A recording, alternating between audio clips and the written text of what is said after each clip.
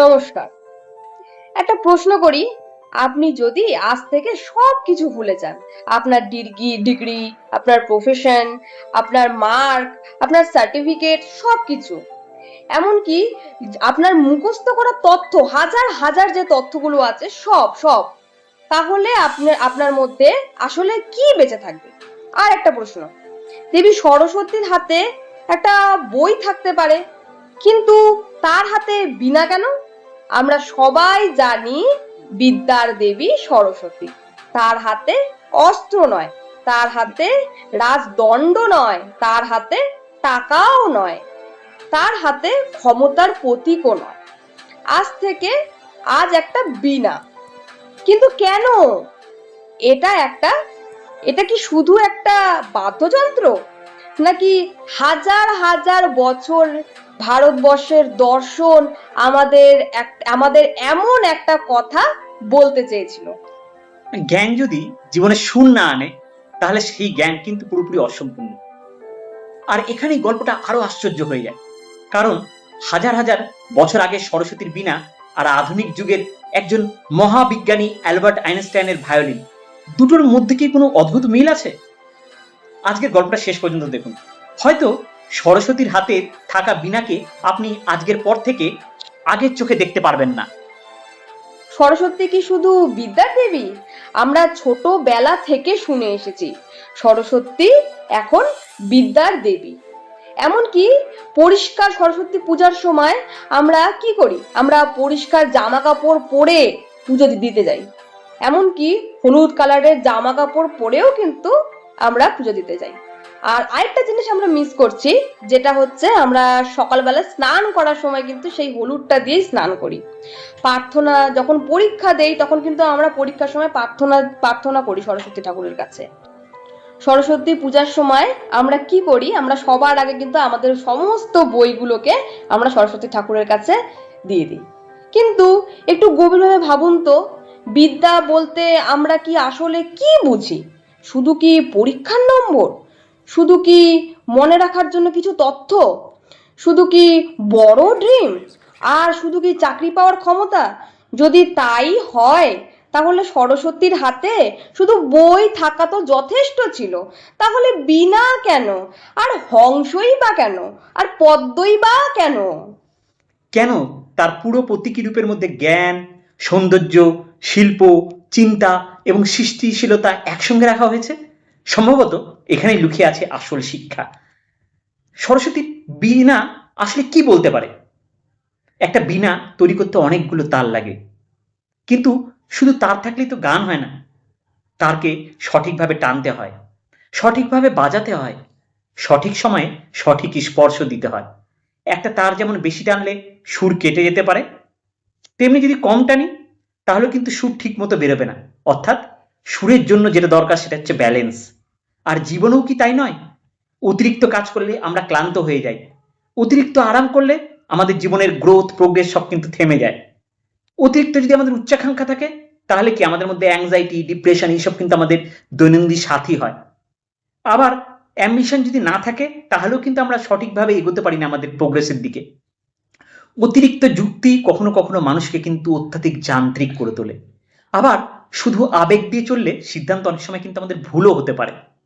জীবনও ঠিক তেমনি একটা বীণার মতো, প্রতিটি তারের নিজের একটা ভূমিকা আছে, কিন্তু আসল সৌন্দর্যটা তৈরি হয় যখন সবগুলো তারের মধ্যে একটা হারমোনি তৈরি হয়।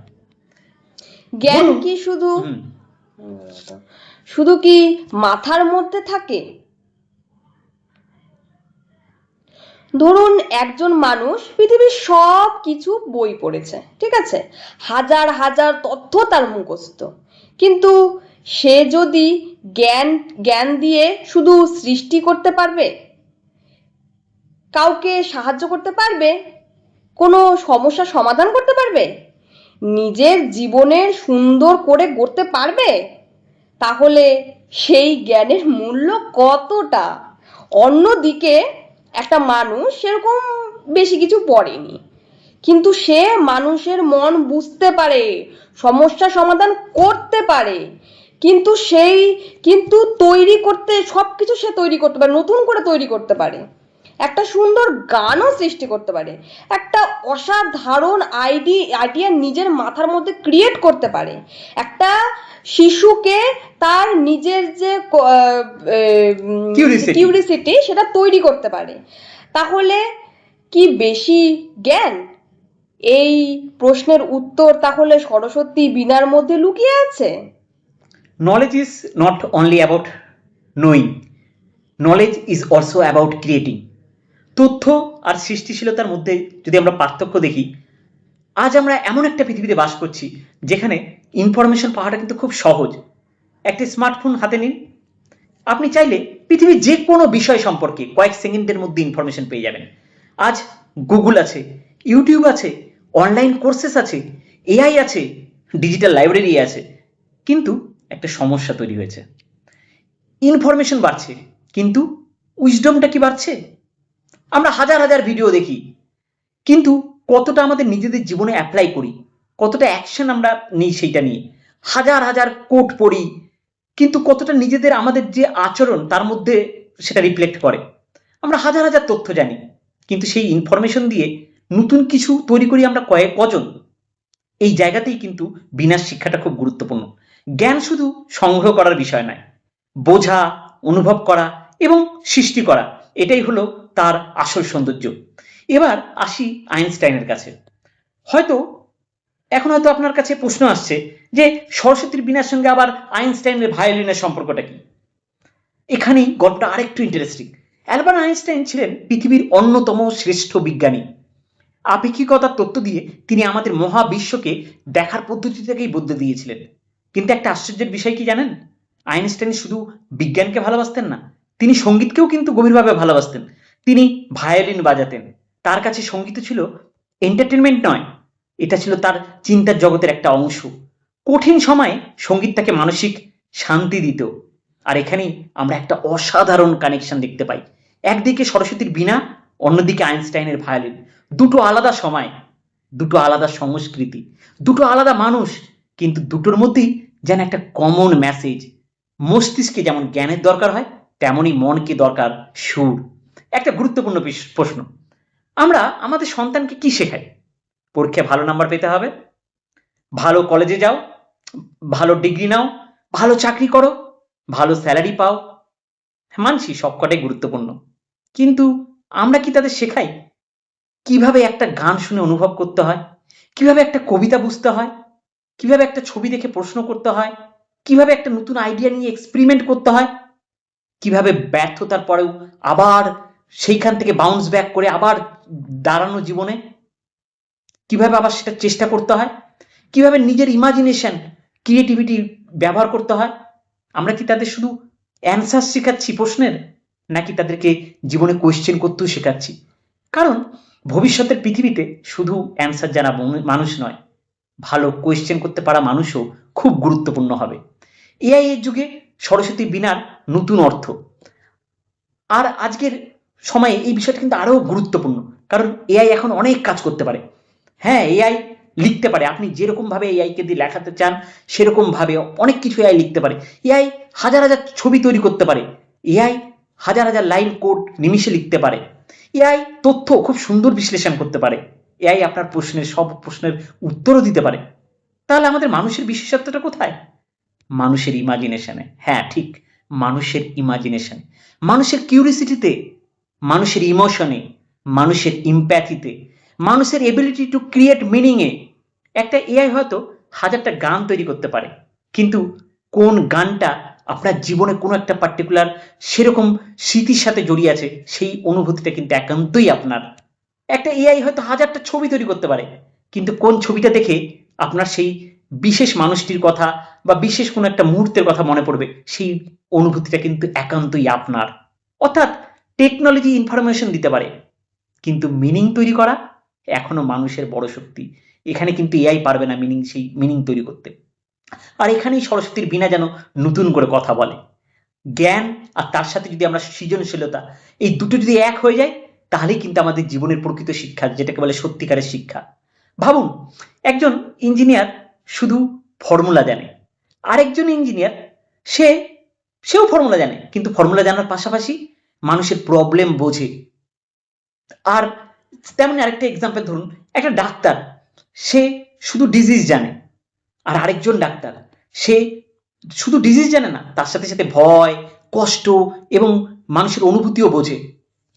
তেমনি আরেকজন টিচার, সে শুধু বই পড়ান, ছাত্রদের পড়াশোনা মুখস্থ করতে শেখায়, অ্যান্সার মুখস্থ করতে শেখায়। আরেকজন টিচার, সে ছাত্রদের মধ্যে শুধু অ্যান্সার না, নতুন কোয়েশ্চেন করতে শেখায়, নতুন কিউরিসিটি তৈরি করে, নতুন অবজারভেশন স্কিল তৈরি করে।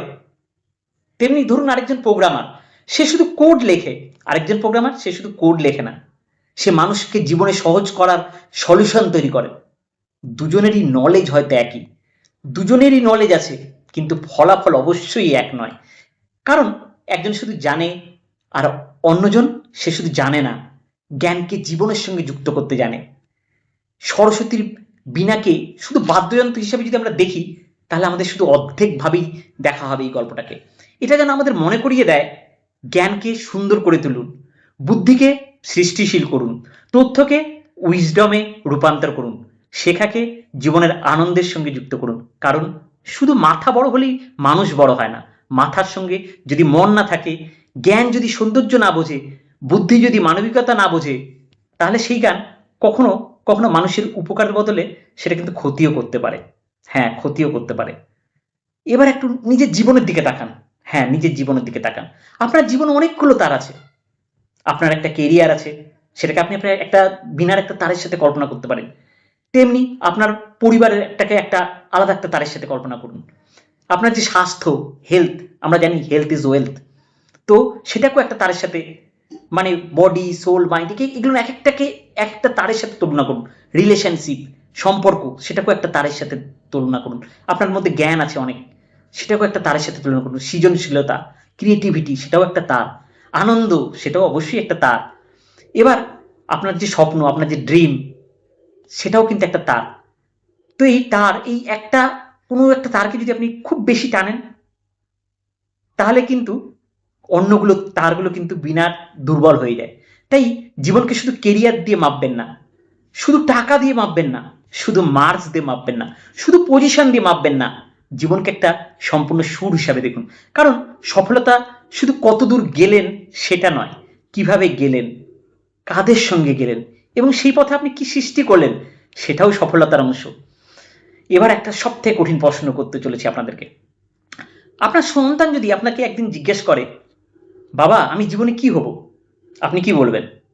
ডক্টর হও, ইঞ্জিনিয়ার হও, সফটওয়্যার ইঞ্জিনিয়ার হও, গভর্নমেন্ট জব করো, অনেক টাকা উপার্জন করো, প্রথমে মানুষ হও, তারপর নিজের সুরটা খুঁজে বের করো। কারণ পৃথিবীতে সবাই যদি একই গান গায়, তাহলে পৃথিবীটা খুব একঘেয়ে হয়ে যাবে। কেউ সায়েন্টিস্ট হবে, কেউ মিউজিশিয়ান হবে, কেউ টিচার হবে, কেউ এন্টারপ্রিনার হবে, কেউ আর্টিস্ট হবে, কেউ রাইটার হবে, কেউ ড্যান্সার হবে, কেউ সমাজের জন্য কাজ করবে, সোশ্যাল ওয়ার্ক করবে, মানুষের প্রবলেম সলভ করবে। প্রতিটি মানুষের নিজের একটা সুর আছে। শিক্ষার কাজ শুধু সেই সুরকে জোর করে চাপিয়ে দেওয়া নয়, সেই সুরটাকে খুঁজে বের করতে সাহায্য করা। তাহলে সরস্বতীর হাতে বীণা কেন? হয়তো উত্তরটা এতদিন আমাদের চোখের সামনেই ছিল। কারণ জ্ঞানকে শুধু মাথায় রাখলে হবে না, তাকে জীবনে বাজাতে হবে। তাকে জীবনে বাজাতে হবে, শুধু তাই না, আপনার নলেজ যেন আপনার চিন্তায় সুর আনে, আপনার এডুকেশন যেন আপনার আচরণে সৌন্দর্য আনে, আপনার ইন্টেলিজেন্স যেন মানুষের উপকারে আসে, আপনার যে ক্রিয়েটিভিটি যেন নতুন কিছু সৃষ্টি করে, আর আপনার জীবনে যেন শুধু সফল না হয়, সুরেলা হয়। কারণ সুর ছাড়া জীবনের কিন্তু আমার মনে হয় জীবনটাই মিনিংলেস। শেষ কথাটা যেটা আপনারা মনে রাখবেন, অবশ্যই মনে রাখবেন, আজ থেকে যখনই সরস্বতীর হাতে বীণা দেখবেন, শুধু ভাববেন না এটা বিদ্যা দেবীর বাদ্যযন্ত্র, একবার ভাববেন আমার জীবনেও বীণায় কি সব তার ঠিকভাবে বাঁধা আছে, আমার জ্ঞান আছে কিন্তু কি সৃষ্টিশীলতা আছে, আমার কেরিয়ার আছে কিন্তু কি আনন্দ আছে, আমার টাকা পয়সা আছে কিন্তু মনের শান্তি কি আছে, সত্যি আছে, আমার ডিগ্রি আছে কিন্তু কি উইজডম আছে, আমার ইনফরমেশন আছে কিন্তু কি ইমাজিনেশন আছে, আমার মধ্যে ইন্টেলিজেন্স আছে কিন্তু কি হিউম্যানিটি আছে। কারণ জীবন শুধু কত কিছু জানলাম তার গল্প নয়, জীবন হলো জানা জিনিস দিয়ে আমরা কি সৃষ্টি করলাম সেই গল্প। আর হয়তো এটাই সরস্বতীর বীণার সবচেয়ে সুন্দর শিক্ষা। Knowledge gives you information, wisdom gives you direction, creativity gives you expression। আর এই তিনটি যখন একসঙ্গে আসে তখন মানুষ শুধু শিক্ষিত হয় না, সত্যিকারের আলোকিত হয়। তাই বন্ধুরা, আজ সরস্বতীর বীণাকে নতুন চোখে দেখুন। হয়তো সেই বীণা আমাদের প্রত্যেকের হাতে অদৃশ্যভাবে আছে। শুধু প্রশ্ন একটাই, আপনি আপনার জীবনে সেই বীণাটা কিভাবে বাজাচ্ছেন? আপনার জীবনে কোন সুর এখনো পৃথিবী শুনতে পায়নি? কমেন্টে লিখে জানান। আর যদি মনে হয় এই কথাগুলো আপনার কোনো প্রিয় মানুষকে নতুনভাবে ভাবতে সাহায্য করবে, অবশ্যই ভিডিওটা তার সঙ্গে শেয়ার করুন। আমি মনে করি জীবনে শুধু ড্রিম দেখলেই হবে না, নিজের ভিতরে সুরটাকেও খুঁজে নিতে হবে। এটাই ডেড রিমার। Dream, think, create, glow. আবার দেখা হবে অন্য এক গল্পে। নমস্কার। নমস্কার।